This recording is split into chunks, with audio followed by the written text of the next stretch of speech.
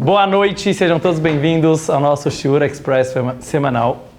O tema de hoje se chama a Cabala da Certeza. E a pergunta que eu quero levantar, vou levantar algumas perguntas para vocês. A primeira é, o que vocês acham melhor? Uma certeza burra ou uma dúvida inteligente? Entenderam a pergunta ou não? É melhor eu explicar? Melhor. Lechaim. Então, vou explicar melhor a pergunta. Se vocês pensarem bem, toda certeza é burra. Quem disse isso?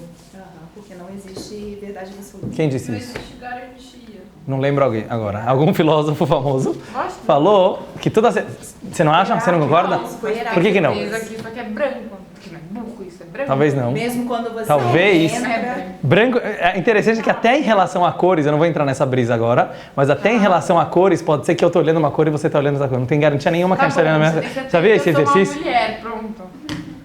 Eu não vou entrar nisso agora também. Mas deixa eu te fazer. Mas é legal que você levantou isso. Mas eu vou te falar no que eu estou me baseando. Porque isso são palavras...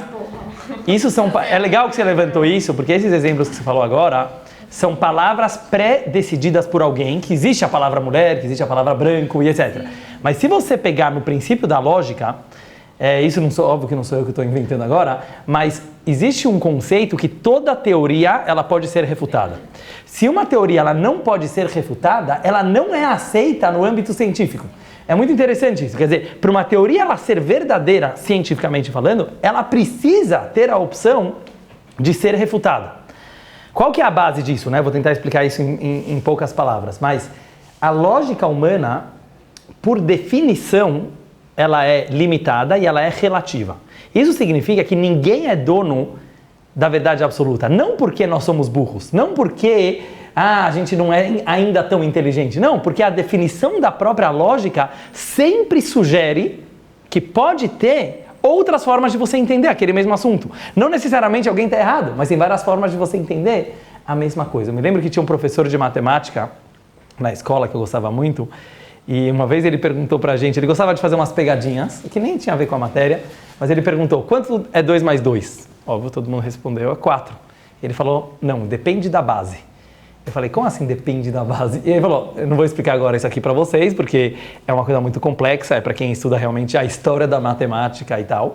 Mas mesmo o fato que 2 mais 2 é 4, que parece uma coisa muito simples, os primeiros matemáticos precisaram acreditar, é como se fosse um dogma da matemática, que eles pré-definiram que 2 é realmente 2 e o outro 2 é realmente 2, eu não vou entrar, mas isso depende da base.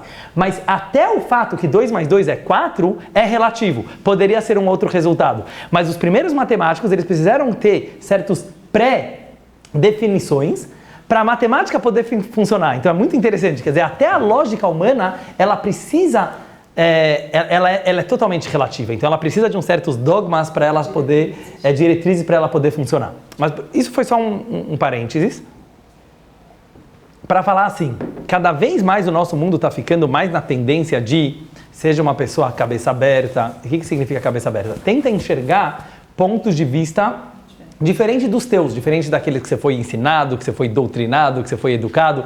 E quanto mais as pessoas atingem isso, mesmo que não precisa ser a tua opinião, mas você consegue entender um outro ponto de vista, provavelmente mais paz tem no mundo, mais democracia, mais harmonia entre as pessoas. Por outro lado, agora eu quero trazer o outro lado da questão. Qual é o risco se a gente não tem certeza nenhuma? Que a gente passa a vida inteira em cima do muro. Ou seja, por definição, uma pessoa muito inteligente, como ela não tem nenhuma certeza, ela vai passar a vida inteira filosofando, ou procurando, ou em cima do muro. Quer dizer, ele não vai se entregar para nada. E mesmo quando por algum motivo ele precisa fazer uma decisão prática, porque senão a vida não funciona, ele sempre faz aquela decisão com o pezinho para trás, porque pode ser que eu estou errado. Então, como lidar com esse dilema? Entendeu? Essa que é a pergunta do shiur de hoje. Como você lida com o dilema de ser uma pessoa inteligente, então olha todos os pontos de vista, mas ao mesmo tempo se entrega. Porque se você não se entrega, você não vive intensamente. Então, em outras palavras, eu poderia colocar a pergunta assim do shiur de hoje. Será que existe uma certeza inteligente? Será que é possível uma pessoa ter certeza absoluta de alguma coisa e isso ser algo Inteligente, não só porque você tem uma tendência para esse lado, ou porque teus pais te ensinaram assim, ou porque esse é teu time de futebol. Sim? Você acha que sim? Como, por exemplo? Dá um exemplo pra gente. Se você pode ter uma certeza, essa foi a pergunta? Sim, inteligente. Quer dizer o seguinte, por exemplo, uma pessoa tem certeza que o sistema político X é o melhor do mundo. Então ele vai lá, briga por ele, grita por ele, etc. Mas se ele não consegue enxergar que existe uma outra forma de entender a vida, falta alguma coisa, ou não? Não, 100% você nunca vai ter. 100%. Mas não só porque você não vai ter, isso eu estou explicando. Pelo princípio da lógica, você não pode ter. Pelo princípio da lógica, não só porque talvez, entendeu, não te educaram direito. Mesmo que você seja super inteligente, você aprendeu nas melhores faculdades, quanto mais inteligente, mais pontos de vista diferentes você consegue ter sobre a mesma coisa. A gente encontra isso até na Torá, até no Talmud, várias coisas. Essa é a pergunta, então, número 1. Pergunta número 2. Parece que são assuntos diferentes, mas no final a gente vai conectar. Existe uma passagem da Torá que foi com o profeta Elias, Eliyahu Hanavi. Provavelmente é a passagem mais famosa da vida dele, na qual, como líder do povo judeu, ele percebeu que o povo estava, ao mesmo tempo, se dedicando a Deus e se dedicando à idolatria. A idolatria, na época, se chamava Baal, vocês já ouviram falar? E o Eliyahu Hanavi vira para o povo e ele faz algo que a gente não encontra nenhum outro líder do povo judeu se referindo com essas palavras. Ele fala assim, Ad matai atem poschim al shnei seifim. Até quando vocês vão pisar dos dois lados? Em português, claro, você falaria, até quando vocês vão ficar dançando nas duas festas? Ou aqui, ou ali. Se decidam. Vocês querem estar com Deus? Welcome. Vocês são bem-vindos. Vocês querem estar com a idolatria? Vai embora. Só não fique em cima do muro. Perguntam os comentaristas como o Eliyahu Hanavi fala alguma coisa assim. Quem deveria ser a função de um líder do povo judeu, como a gente encontra em todos os outros? Faz kiruv, aproxima e fala, vem para Hashem, se aproxima, vem estudar a Torá. Ele falou, não, você quer ficar lá? Fica lá, relax, não tem problema nenhum. Só sai de cima do muro. Então, qual foi a visão que o Eliyahu Hanavi teve de achar que é melhor uma pessoa seguir 100% o caminho da idolatria do que passar a vida na dúvida, do que é passar a vida em cima do muro? Pergunta número 3. Primeira história da Torá, a gente estudou há 2 semanas atrás na Torá, a gente começou novamente a leitura e lemos sobre o pecado de Adão e Eva. Todo mundo conhece essa história. Eu queria fazer uma pergunta sobre uma passagem aqui dessa história. Tudo bem, Deus fez uma proibição, Adão e Eva não podem comer o fruto proibido e nós sabemos que eles comeram. Qual foi o papel da cobra nessa história? Se você vê o papel da cobra, a serpente, ela chega para Eva. Em nenhum momento ela falou, come da fruta proibida. Analisa lá na Torá. O que ela fala? Ela fala para Eva, vou falar literalmente como está na Torá. É verdade que Deus proibiu todas as árvores do jardim? E aí a Rava responde, não, mentira. Deus só liberou tudo. Ele só proibiu essa fruta. Ah, a cobra falou, é porque Deus sabe que se vocês comerem dessa fruta, Etzadat Tovará, vocês vão ficar tão inteligentes quanto Deus. Esse foi o papel da cobra. Qual é a simbologia disso na nossa vida? Em nenhum momento o Yetzerará, que seria a cobra, mandou eles comerem a fruta. A cobra só fez uma coisa. Levantou uma dúvida. Levantou uma questão. Será que Deus não está proibindo porque Ele está com medo? Ele está com medo que vocês vão ficar inteligentes? Essa foi a função da cobra. Vamos tentar entender onde isso se aplica na nossa vida. E a última pergunta que eu quero fazer para vocês, número 4, é a seguinte. Amalek. Vocês sabem que tem um povo que a Torá descreve como Amalek. É o arqui-inimigo do povo judeu. Várias vezes ele aparece na história. E é o único povo que existia uma mitzvah da gente lutar e exterminar o povo de Amalek. Porque os outros povos nunca tem uma mitzvah de você exterminar. Por exemplo, os 7 povos que habitavam a terra de Israel. Realmente a terra de Israel pertencia a nós, então teve guerras para conquistar a terra de Israel, mas várias vezes a Torá fala, tenta ficar em harmonia com eles. Não era uma mitzvah você. Amalek, ele era o arqui-inimigo. Eu não vou entrar agora nessa, hoje em dia essa mitzvah não existe, fisicamente falando, mas ela tem uma simbologia. Qual seria a simbologia do Amalek dentro de nós? O que seria eliminar o Amalek dentro do nosso coração? Então, para responder isso brevemente, eu quero trazer para vocês uma interpretação de Gimatria. Vocês sabem o que é Gimatria? Gimatria quer dizer numerologia judaica. Nós sabemos que o judaísmo acredita que cada letra ela tem também um valor numérico. Hoje em dia tem várias outras filosofias e linhas que também fazem tipo de numerologia, uma coisa que está na moda, mas talvez o primeiro lugar que existe isso é o alfabeto judaico. O alfabeto judaico ele é numérico. Aleph vale 1, Beit vale 2, Gimel vale 3. Se você pegar a palavra Amalek, ela tem o mesmo valor numérico da palavra Safek. Safek em hebraico quer dizer dúvida. O que eu quero tentar trazer para vocês agora, em poucas palavras, que talvez a questão de dúvida ou certeza, ela é muito mais profunda e muito mais crucial na nossa vida, ao ponto que talvez toda a nossa missão na vida é sair das dúvidas e ter certeza em alguma coisa. Mas como eu falei no começo da aula, como ter certeza de uma forma inteligente? E é isso que eu vou tentar explicar em poucas palavras agora para vocês. Pega na tua vida. Você pode ter vários tipos de dúvida. Eu acho que todos os dias a gente entra em algum tipo de dúvida.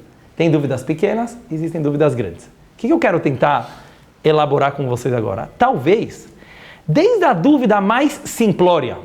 Por exemplo, estou comprando agora um celular. Pego prateado ou preto? Você gostou da dúvida? Sério, você demorou muito. Você acha que está fazendo uma grande diferença na tua vida? Alguns meses depois, não sei quanto tempo depois, tá? Faz tempo que foi essa... Não, é bom, é que eu quero analisar. Faz diferença. Não fez muita diferença, mas na hora, tava, tipo, você não ia comprar um celular sem solucionar essa dúvida, sério? Ou você vai numa loja, acho que acontece bastante, não com as mulheres. Você vai numa loja, esse sapato, aquele sapato, esse vestido, aquele vestido, igualzinho, mas a cor é diferente. Você pode ficar horas e horas e horas, certo? Agora eu vou falar outro tipo de dúvida. Uma outra pessoa, ela pode estar... Sem opinião. Hã? Sem opinião. Nossa, Sem meu Deus, opinião eu pra falei que levar eu ia roupa, preto, leva. Fica pedindo opinião, etc. Aí até que, o dono da loja cansa de você, o vendedor começa a te dar opinião só para você comprar logo e já sair da loja. Você acredita na opinião da vendedora e você leva o vestido. Até dúvidas muito mais profundas, dúvidas existenciais. Por exemplo, alguém pode estar com dúvida se Deus existe ou não. A vida inteira eu acreditei, agora estou na dúvida. Outro pode estar na dúvida se a Torá é verdadeira ou não. Oi? Razão de existir. Ou essa dúvida, a pessoa pode ter uma dúvida existencial. Qual que é a minha razão de existir? O que eu quero mostrar para vocês? Será que existe uma relação entre a dúvida da cor do celular e a dúvida, será que Deus existe? Sim. É isso que eu quero falar hoje para o senhor. A essência da dúvida é a mesma. Vamos falar em palavras psicológicas um pouco. Existe algum mecanismo dentro do ser humano que quer te deixar na dúvida. O que acontece com a pessoa quando ela fica na dúvida? Olha que louco isso. Pode perceber. Pode ser dúvida se Deus existe e pode ser dúvida que sapato eu vou comprar. Você fica paralisado. Você fica agoniado. Você fica numa situação, como disse o Eliel Hanavi, está em cima do muro. Essa situação que o ser humano se encontra, no momento que ele está numa dúvida, deixa eu dar algum exemplo para vocês. Quem aqui já não aconteceu? Que por causa de uma dúvida boba, você se ferrou numa coisa mais grave depois. Então, por exemplo, tipo isso. Tava lá na dúvida, faço isso, não faço isso. Era bobo, você podia ter escolhido qualquer um, mas por causa disso, você enrolou, você perdeu tempo, então você brigou com alguém logo depois, ou você, sei lá, chegou atrasado num compromisso. Quer dizer, às vezes aquela dúvida era boba, mas o que aquela dúvida fez com você? Uma coisa muito mais grave. Ela te atrapalhou muito mais do que o simples sapato que você escolheu. Então, o que eu estou querendo mostrar? Inconscientemente, óbvio que ninguém faz isso, ninguém se coloca em dúvida conscientemente. Existe uma frase do Talmud que fala En simcha que atarat asfeikot. Não existe uma alegria tão grande quanto solucionar uma dúvida. Você está tão agoniado, eu vi ontem, só para conectar com acontecimentos do dia, estavam entrevistando os americanos sobre as eleições, e vários falaram assim, eu só não vejo a hora disso aqui acabar. Chega, chega, já estamos meses e meses nesse negócio, chega. Às vezes a vida não anda. Então sabe quando você já está numa situação, você não consegue decidir, mas você fala, eu já queria decidir, para cá ou para lá. Mas pelo menos minha vida ia andar. Então a gente tem um mecanismo inconsciente, autodestrutivo, óbvio, que é o Amalek, isso é o Safek, que ele quer nos colocar toda hora em dúvida de tudo. Por quê? Porque quando o ser humano está em dúvida, ele não está vivendo. Isso que eu quero tentar trazer para a gente. Quando você está na dúvida, aquele momento da dúvida, é um momento que a pessoa não consegue se entregar para nada, não consegue fazer a vida se movimentar. Isso quer dizer que dúvida é ruim? Eu faço questão de enfatizar esse ponto. Não. A dúvida em si pode ser uma coisa muito positiva.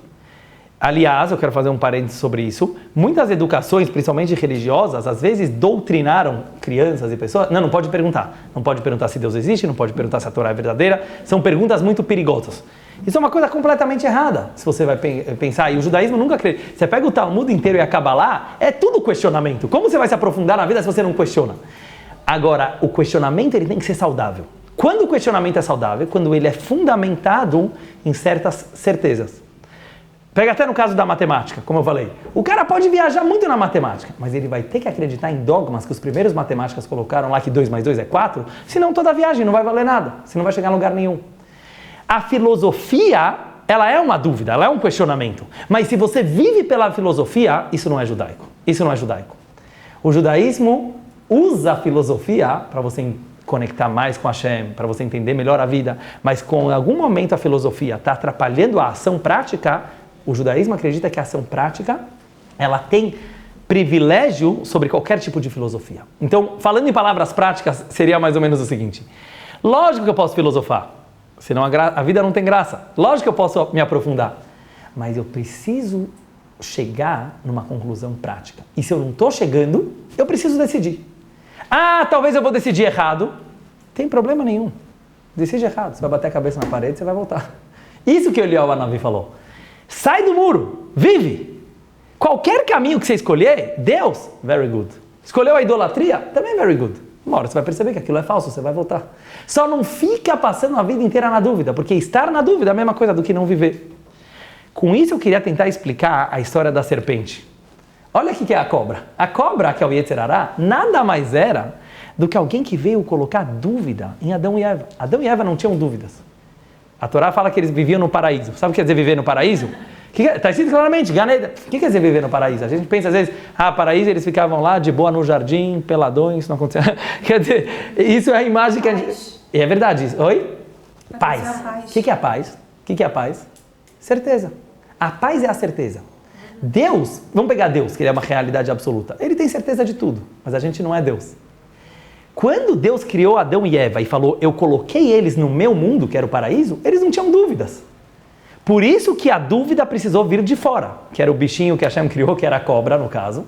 Essa é a simbologia. O que a cobra fez? A cobra não é má, ela só questiona. Então ela chegou para Adão e Eva e falou, é verdade que Deus não deixou comer nem... Quer dizer, sabe aquelas pessoas que chegam para você e falam assim, você é religioso, quer dizer que você não pode curtir nada da vida? Aí a Eva falou, não é bem assim, a gente pode curtir a vida, só algumas coisinhas a gente não pode fazer. Aí ela falou, mas sabe essa coisinha, ela é mais gostosa, certo? Essa coisinha que você não pode fazer, será que Deus não está falando para vocês não comerem? Porque quer dizer o seguinte, sempre que a gente começa a se colocar na dúvida, é o primeiro passo para qualquer pecado. E por isso que a Torá fala, Reshit Goim Amalek, o início de toda a negatividade é Amalek, é a dúvida. Porque a dúvida esfria e ela leva ao pecado. Sempre. Pode perceber na tua vida. Por que uma pessoa peca? Vamos dizer uma pessoa que ela acredita no judaísmo, uma pessoa que ela foi educada assim, e ele peca. Pode perceber. Ou ele está com uma dúvida, de repente, será que Deus existe ou não? Ou a pessoa está na dúvida às vezes, será que a Torá é verdadeira ou não? Ou a pessoa está na dúvida, será que ano que vem eu viajo para Israel ou não?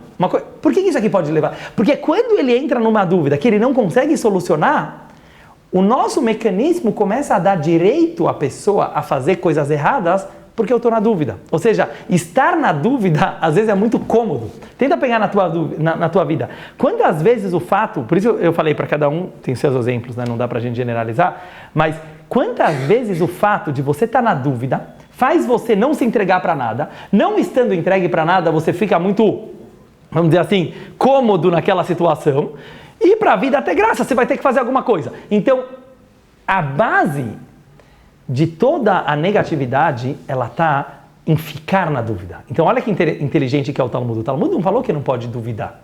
O Talmud falou, a maior alegria é solucionar as dúvidas. Ou seja, quebra o Amalek. Tem que ter o Amalek, mas tem que saber quebrar o Amalek. A linguagem do Talmud é shvirato utakanato. A quebra é o seu conserto. O único povo que a quebra é o conserto era o Amalek, é a dúvida. Porque a dúvida é a frieza. Então eu preciso questionar, mas eu não posso viver na dúvida. Falando em palavras simples para a gente finalizar o shiur, eu queria falar o seguinte, existe certezas inteligentes? Existe. Mas a certeza inteligente, ela não é baseada na lógica, como a gente falou. Uma pessoa lógica, ela sempre vai conseguir enxergar os dois lados da questão, ou mais lados da questão. Sabe de onde vem a certeza? De dentro de você. De um lugar que supera a lógica, que a gente chama de alma no judaísmo. A tua alma tem certeza. Então, a dica do shiur é a seguinte, você quer ter certeza absoluta? Sabe quando você vai ter certeza absoluta? Quando você tiver dúvida absoluta. Deixa eu tentar te explicar. A dúvida absoluta, ela te leva... Normalmente a cura, ela está no próprio problema. Deixa eu tentar explicar em poucas palavras o que significa isso. Se eu for uma pessoa verdadeira comigo mesmo, e eu aceitar minhas dúvidas, eu falar, olha, eu vejo que por um lado é assim, por outro lado é assado, e eu tento tirar qualquer interesse ou tendência pessoal minha, e falar, eu quero olhar a cena do jeito que ela é, verdadeira. Aparentemente eu vou ficar mais na dúvida ainda, né? Eu vou ficar mais na dúvida e mais na dúvida. E aí vai me dar um blackout, vai me dar eu vou ficar bem confuso nesse momento, e aí a resposta vem de dentro de você. No momento que a tua lógica, ela entende com humildade o papel dela, que o papel da lógica não é tomar decisões. O papel da lógica é analisar. O papel da lógica é colocar na tua frente todas as possibilidades. Mas sabe quem tem que escolher? Teu coração. Quando eu falo teu coração, não o coração instintivo. O teu coração que é a tua essência. Então a resposta que a Kabbalah e a Hassidut explicam é que assim como tem Amalek, que ele é a dúvida total do lado negativo, existe um nível de Keter, que é a coroa de Hashem, que ela é chamada de Reisha Deloitiada, uma cabeça que não pode ser conhecida. Por quê? Porque ela está acima da lógica. Então, em palavras simples, resumindo o shiur, a gente poderia falar o seguinte. Existe uma fé que ela está abaixo da lógica. Essa fé, ela é burra. Uma pessoa que ela simplesmente acredita porque ela não questiona, que ela simplesmente acredita porque falaram para ela que é assim, ela pode acreditar em coisas terríveis, ela pode acreditar em coisas perigosíssimas. Que é a ignorância. E é uma coisa que pode ser muito radical, é uma fé cega. A fé judaica ensina que tem que ser acima da lógica. O que quer dizer? Depois que você questionou, depois que você se aprofundou, depois que você olhou os lados da questão e você percebe o quanto a lógica é limitada e o quanto a lógica... Aí você fala, tem uma necessidade de me entregar para uma coisa que está acima da lógica. Precisa se entregar para uma coisa. Mas essa fé, ela não é uma fé abaixo da lógica, ela é uma fé que ela vem depois da lógica. E essa é a emuná verdadeira que a gente fala, uma emuná que vem da alma. A alma, ela tem muita lógica, mas a essência dela é supra-racional.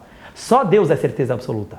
Então isso é mitzvot. Se você pensar bem, o que é mitzvot, são os mandamentos judaicos, é uma coisa muito louca. Se você começa a se aprofundar, não sei se alguém aqui já viu os detalhes do Shulchan Aruch, Kasher, Shabbat, Pesach, se você entra no mínimo detalhes, você tem coisas que a lógica humana não consegue entender. Não tem paralelo, na minha opinião, em nenhuma religião, em nenhuma outra filosofia de vida.